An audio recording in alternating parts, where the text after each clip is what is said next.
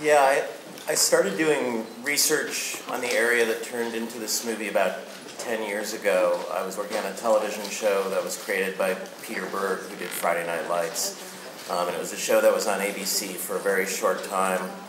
And as part of the research, I went to Bellevue Hospital in New York City, which is sort of the largest mental hospital in New York. And I followed a forensic psychiatrist around named Dr. Sacha Bardet, who you will notice is one of the co-producers of our movie. And I learned a great deal about this intersection of psychiatry and the law and psychopharmacology. And I felt that if I sort of focused on that intersection long enough, I would find an interesting story to tell. And so I worked on the script for a number of years and tried to get it started, but it's hard to get a movie made in Hollywood, and it gets a lot easier when you have people like this. So Steven had asked me at one point, there was another movie that we were going to do together that fell apart, and he said, I like this script, and we both saw it in a very similar way, and we wanted it to be, you know, a psychological thriller. And he asked if I wanted to work on it with him, and I was thrilled to do that. Hello, it's Yannis Raouzeos from Athens, Greece. It's me, from myfilm.gr. I wanted to address Mr. Soderbergh about side effects, basically. And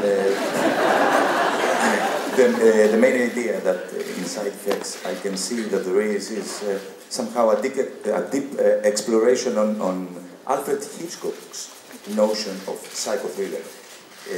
Did he really check very much on this idea, under this notion, let's say?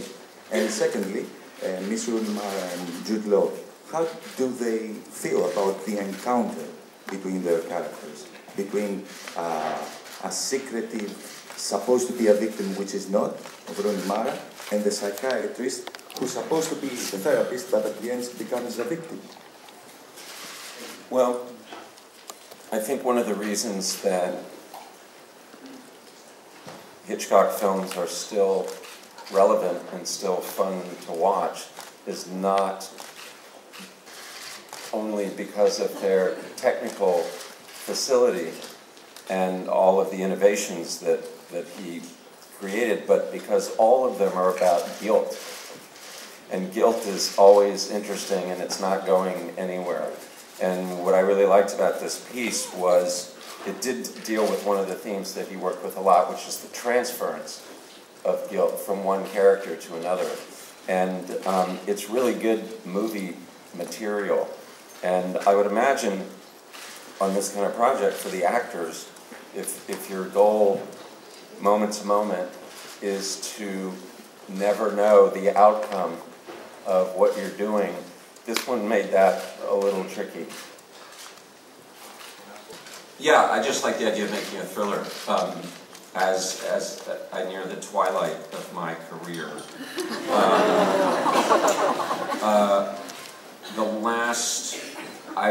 Honestly, I wanted, however long this break ends up being, I wanted the last few things I did to be fun to make and to watch. And so... Just call it a break rather than more time. Okay, whatever. And so it really, even the film that Scott and I were going to do before it fell apart was something that was going to be very fun and very upbeat for us to make. So, I don't know, I think it may have, I think coming out the other end of Che really made me want to have more fun. But this film is very different from the ones you made before, something new. Well, I hope so, if only because I've always tried to approach each film as if it destroys all the films that come before it.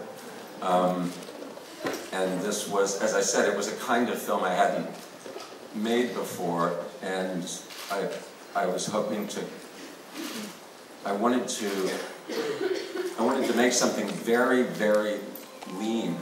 I wanted it to be all muscle. I didn't want an extra shot, an extra moment.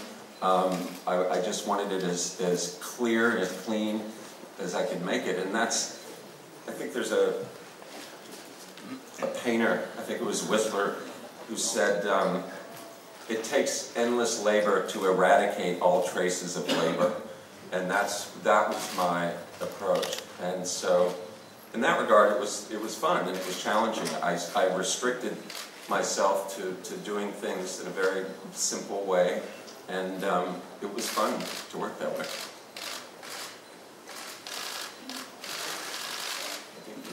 Oh, I thought sorry, I was miles away.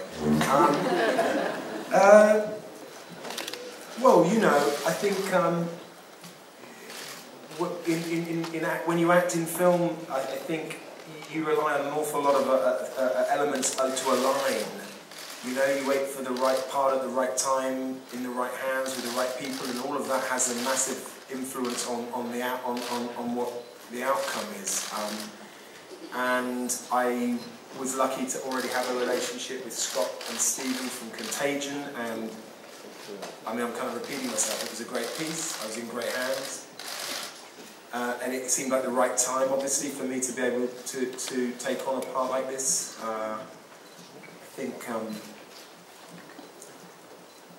sadly, it's quite rare that you get to steal Steven's phrase, a kind of lean character, a character that's intelligent and complicated and mature and straight to the point without any kind of paraphernalia or anything other than the challenge of portraying someone honestly and, as you say, maturely. I mean, unfortunately, fewer and fewer films like that seem to be being made for a mature audience with mature characters in it. So I think that may be why you enjoyed it.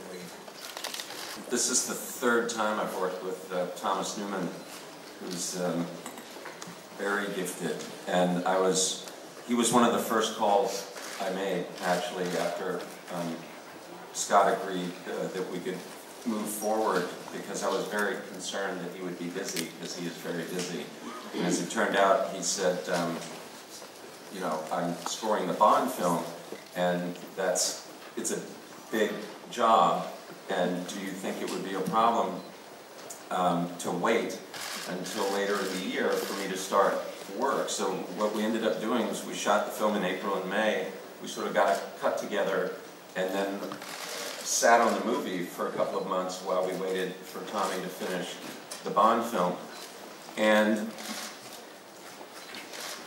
any composer, I think, would tell you that hearing a temp score of a movie that you're about to work on is the most frightening moment.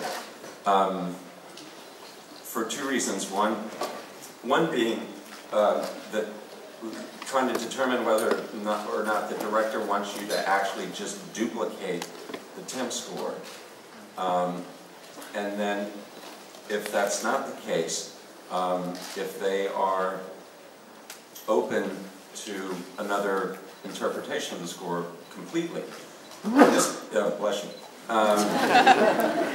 In this case, fortunately, I think Tom has too much integrity to say this was just because he had to work quickly. He really liked the temp score, liked the approach. I made it very clear to him that I didn't want him to imitate it exactly, that it was the feel that I liked, which was not, I didn't want a full-blown orchestral, traditional thriller score. I wanted something a little more ambiguous, something a little more melodic, and he locked into that very quickly. And I don't think there was a single piece that he wrote for the movie that I ever rejected or had him go back and try again. What I did end up doing in a couple of cases was move some of the pieces around and use them in different areas and for different purposes than they were originally written. But it was, he's really good. There was this word of the war on sadness. Do you think that Europeans compete differently from sadness than Americans? Do they have different methods, like film festivals maybe? Deal with sadness? You know about both sides?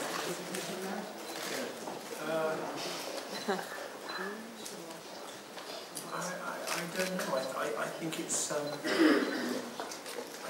universal issue, actually.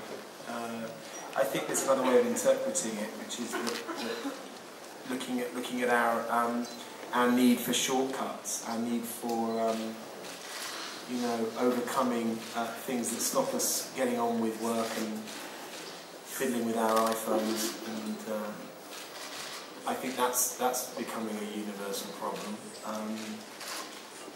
There are metaphors within the message of the piece that aren't necessarily directly affected by the pharmaceutical world.